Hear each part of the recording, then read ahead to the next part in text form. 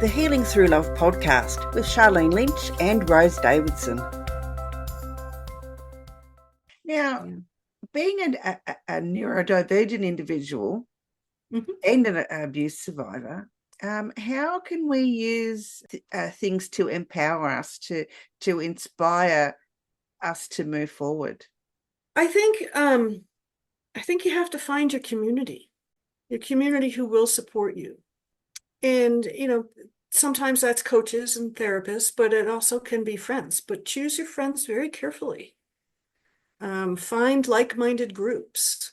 Find groups that are interested in healing or Reiki or whatever it is that appeals to you. Again, be careful. If something sounds a little too good to be true, don't stick around. But finding a community or surrounding yourself with like-minded people, I think, is really helpful. Welcome to another episode of Healing Through Love. Each week, we share ideas, experiences, and resources to increase the awareness of domestic and family violence and to empower survivors to grow and thrive. We talk with experts who share their advice, or with people who have experienced abuse, no matter where they are on their journey. This is all about healing through love. And now, here are your hosts, Charlene Lynch and Rose Davidson.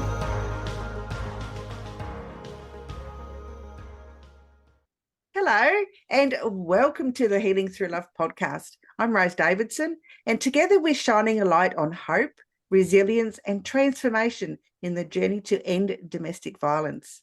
Each week, we bring you inspiring interviews with changemakers, survivors, advocates, and experts who are making a difference in the lives of those affected by domestic and family violence. Whether you're on your healing journey or supporting someone who is, this is your space for powerful stories, practical tools, and heartfelt inspiration. Let's heal through love. And today, my guest is Ellen Busch. And Ellen was diagnosed with dyslexia at an early age and was dismissed by the education system, her potential written off in an instant. But her parents refused to let her be defined by those limitations. They nurtured her learning outside of the classroom, teaching her to navigate the ocean, fostering resilience through sport, and encouraging adventure. She earned her scuba certificate at 17, became an expert skier and instructor, and ultimately defied expectations by earning both a bachelor's and a master's degree. Despite her achievements, though, Ellen struggled with low self-esteem, underemployment, and toxic environments. After escaping an abusive marriage and enduring the sudden loss of her parents, who were her strongest advocates, of course, she was forced to confront both her trauma and the beliefs that had held her back. Through therapy, coaching, and training alongside Navy SEALs, she reclaimed her power and rewrote her narrative. Her debut book, Disempowered, shares her journey through adversity, healing, and transformation. Published in May 2023, it serves as a beacon of hope for those who have been told they are not enough. Now living in Colorado, Ellen continues to embrace adventure, carving ski slopes, telemark skiing through fresh snow, and exploring life's limitless possibilities. Ellen, it is such a pleasure. Welcome to the Healing Through Love podcast. Thank you so much for having me. It's a privilege. Thank you. You're very welcome. Now, we're going to be discussing surviving, healing, and learning to thrive after trauma. So you've in your bio, there's a little bit of a history there, but, tell me what's led you to this point in your life and tell me a little bit about your book. Sure. So my book, Disempowered, I'll just hold it up here real quick to show you. The DIS is crossed out. So the idea being that I started out disempowered and I moved into becoming empowered. And I think when you talk about learning to thrive, you have to be empowered. You have to reach that point of empowerment to take back your life and really thrive. I was I had low self-esteem and low self-confidence because of the belief system that had been imposed on me through the education, K through 12 here in the US. And that's terrible. And despite all that support and learning to persevere and doing all these adventurous things, it's still deep down inside, I had low self-esteem. So I naturally was the target of bullies, predators, narcissists, and ended up married to a narcissistic man. Narcissists are very, very good at what they do. They're very good. And I didn't really understand what was happening to me. And especially with the gaslighting, the manipulation, the control. And we had an incident of violence where the police had to be called. In trouble. I didn't know what to do. Tried to work it out. But now that moment with the violence and the police, I was all of a sudden one of those women who I couldn't understand why they would stay in a marriage. And I was all of a sudden that woman. Yeah, And a lot of us unfortunately stay in marriages where we know that the problem, or will become aware of the problem later on, but we still stay. But for a lot of us, leaving is not an option, especially when the person that is causing the issue has lost the capacity to look after themselves. And it's often difficult for those that are caring for their abuser, to leave that relationship. And I know I'm in that category myself. My husband was diagnosed with Alzheimer's, and I've been stuck here now for some number of years. And to get him into care is like, I kept putting it off and thinking, yeah, I can survive this. But it's come to a point where I don't want to survive it anymore. And mentally, I just can't. But for a lot of people, having to survive through the trauma that's being caused, it can be quite challenging. Yes, because and I'm so sorry for your situation. It's very disorienting. And I think a lot of people don't realize that, why don't you just leave? It's like, I didn't understand what was happening.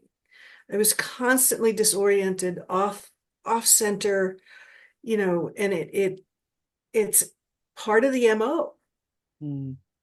That's what they do. And I also didn't understand how much danger I was in. And when I finally realized I needed to get out, I went and spoke to an attorney, and she kind of whacked me upside the head, for lack of a better term, and said, you need to get out, and you need to get out now, and you do not announce that you're leaving, because that's when things can become very dangerous. Here in the US, 70% of the women who are murdered when they try to leave their spouse. So doing it covertly was very important for my safety. And I planned and executed an escape, and it took about a month to plan. So now I also don't have any children, so I didn't have that factor, so it made it a little bit easier for me to leave. But I took the dogs with me. Good on you. Yeah, we have this law now about animals and domestic violence, and how that they can't be used against the survivor in any way, shape, or form. And because I know a lot of perpetrators want to use and harm the animals, because they think, well, if I can't have you, you can't have whatever it is that you love. So the viciousness is pretty extreme sometimes. Absolutely. So, yeah, absolutely.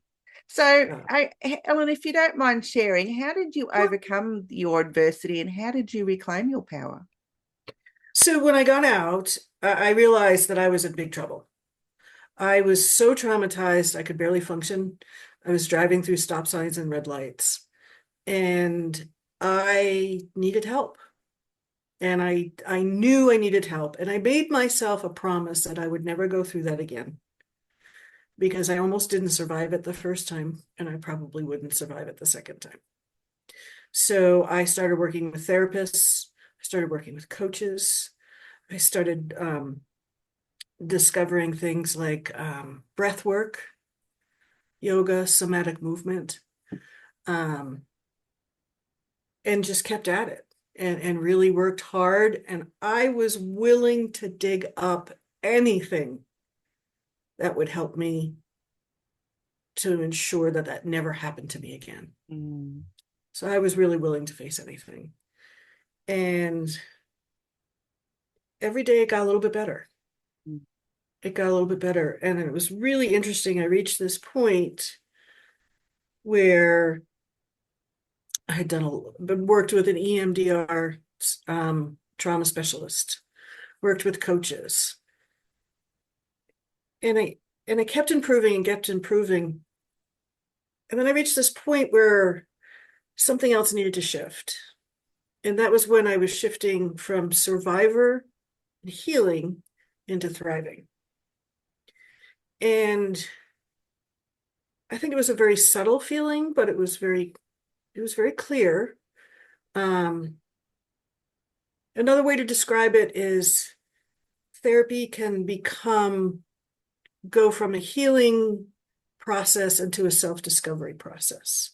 Mm. And I think it's a transformation that happens step by step. I don't think it's really a light bulb moment, but I knew I wanted more.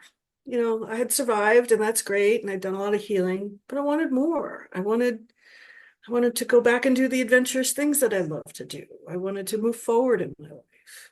And I think that's a place where a lot of people get stuck. Is they may come out, they do the work, they do the healing, they move through a lot of healing. And the healing, like I said, doesn't really stop. It definitely continues. But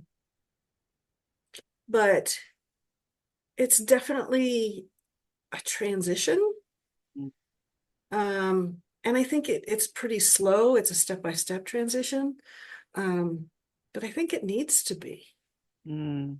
Because I think when we go through something that's this big, even if we could snap our fingers and just say, oh, you're healed, I think our bodies would go crazy because all of our cells would be like, wait, what just what? Yeah, I get that. I understand that totally. I think when it comes time for me to be independent, um, that my body's just gonna say, well, what the hell's going on? Yeah. Why have you all of a sudden feel relaxed? Why do you feel, that you don't have to like be tense and on edge all the time? I think, it's going to be a heck of a transformation for me to go through when And you I go actually went through a grieving process, which was really interesting and I did not expect. But I was letting go of part of my identity. Mm. And it wasn't an authentic identity. It was an identity that had been imposed on me. So it felt good to let it go, but I still had to grieve it. It was really interesting. And then I think there's energy healing that happens, or a healing that happens on so many different levels. It's in our mind, it's in our heart. I believe it's in our cells, it's in our energy structure. And I remember I did some Reiki work. So one of the strategies I used, I should back up a little bit, is I just try everything with credentialed people. I'm very careful to only work with credentialed people because there's a lot of crazy pants people out there who are Absolutely, yes. Yeah, they're more than happy to take your money. So I've tried things like acupuncture, did massage work, did Reiki work. One of the things I learned is that trying something, and hey, you know what, that really didn't work. I didn't really get a result out of that. that's okay. Or maybe I did that for a while. I did acupuncture for a while and it stopped helping me as much. One of the things I encourage people to do is to come back to things. Mm. So maybe it wasn't just the right time for that modality. So I remember doing some Reiki work. And one of the things that the Reiki practitioner found, surprise, surprise, was that my voice was very suppressed. And she works in the chakra energy centers.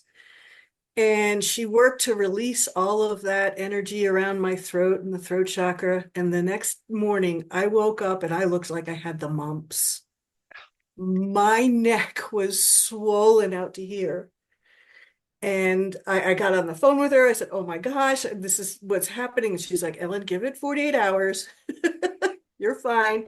I have had the MMR vaccine, so I have to have it for my work. So I know I'm vaccinated. And I was just stunned to see such a visible physical reaction to the Reiki work. That was really, really interesting. And she was right. In 48 hours, it was gone. So these things that happen to us on all our different levels, and all those different levels need to be addressed with the healing process. Absolutely, absolutely. Now, being a neurodivergent individual and an abuse survivor, how can we use things to empower us, to inspire us to move forward? I think you have to find your community who will support you. And sometimes that's coaches and therapists, but it also can be friends. But choose your friends very carefully. Find like-minded groups. Find groups that are interested in healing or Reiki or whatever it is that appeals to you. And again, be careful. If something sounds a little too good to be true, don't stick around. But finding a community or surrounding yourself with like-minded people, I think, is really helpful. For me, it was through CrossFit and also skiing. And also the training that I have done with Commander Mark Devine's program, the Unbeatable Mind program. He's the retired Navy SEAL that you mentioned. And he has an amazing training program where it's a lot about breath work, somatic movement, but it's also about how to take on big goals and how to work through that, how to break we call it a BHAG, big hairy goal, I'm not saying it right, but I think you know what I mean. Big hairy audacious goal. That's what I meant to say. And how do you break that down? How do you break that down into daily activities that are going to move you closer? And one of the terms that we talk a lot about is micro goals. 1% better every day is all you need to strive for. Just 1%. Yeah, absolutely. Because in 30 days, you're going to be 30% better. Yeah, and it's all about little baby steps, I think. It is. Have a big audacious goal in mind, but take little baby steps Exactly. every single day to reach that goal. Exactly. It's no good trying to go from 0 to hero in 2 or 3 days, because you're just going to fall flat in your face. And you may hurt yourself too if it's a physical goal. Absolutely. Yeah. No. You've just come out of trauma. Why would you want to subject yourself to more trauma of a different type just to reach this goal? So that if your goal is to leave, and unless it's like really absolutely essential that you leave immediately, but as you did, plan your steps and do it, quietly, and do it efficiently, and just do it a little bit at a time, so that at the end of the day, your goal, which is to leave, is ultimately reached. And I started pulling out important paperwork like tax information, things that were important to me. I took almost nothing from the home other than the dogs and a few, important paperwork things, because couldn't fit that much in the car. So, and I really didn't care. Mm. I really didn't care. So, but also know through the healing and the thriving process too, I felt a very strong physical reaction, like the example with the Reiki healing. Some people I know will experience flu-like symptoms. Mm. And they're just going to be tired. Like you said, you're tense all the time. When your nervous system starts to calm down, and one of the best ways to do that, by the way, is a consistent breath practice, which is very easy to do. You can look them up on YouTube. You can find them pretty much anywhere. That calms your nervous system down, just brings everything down a few more levels. And it will not just calm down the nervous system, but it will also enable you to think a little bit clearer. Mm. So it becomes an important tool for problem solving. And that was one of the things that was really compromised with me, because I was so confused and off kilter and, traumatized. I had a hard time thinking through things. I had temporarily lost that ability. Mm. Yeah, So I find breath work that works for me is the 4x4. So 4 in, yes, hold, 4 out, hold. yep. I find that works for me, especially if I can't sleep. Mm-hmm, And I'll do mm-hmm. that for, a few minutes. And by the time I get to the 20th time, I'm out to it. It's Right. it's so relaxing, it's so calming, and it just frees up your mind, because all you're doing is thinking about the 4, counting, Right. and you're not thinking of anything else, because your brain just doesn't have the capacity. Exactly. We call that box breathing. That's because it. Yeah. another name, because it's so that is my practice as well. Mm. So I do that in the morning as I'm waking up. I do it throughout the day just to take a few breaks. But it is incredibly powerful.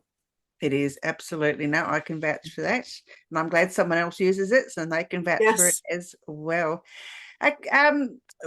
Ellen, your book sounds absolutely fascinating. Where can people find it? Sure. I'm on Amazon. Do you have Barnes and Noble there? Yes, I think we have it online. I'm not sure that we have Online, physical yep. shops. I'm on barnesandnoble as well.com. And also it's available on Audible. Oh, okay. So it can be downloaded. I understand that a lot of people who are dyslexic do not like to read. So I felt doing the audiobook just made sense. Wonderful. Now you can find Ellen on Facebook.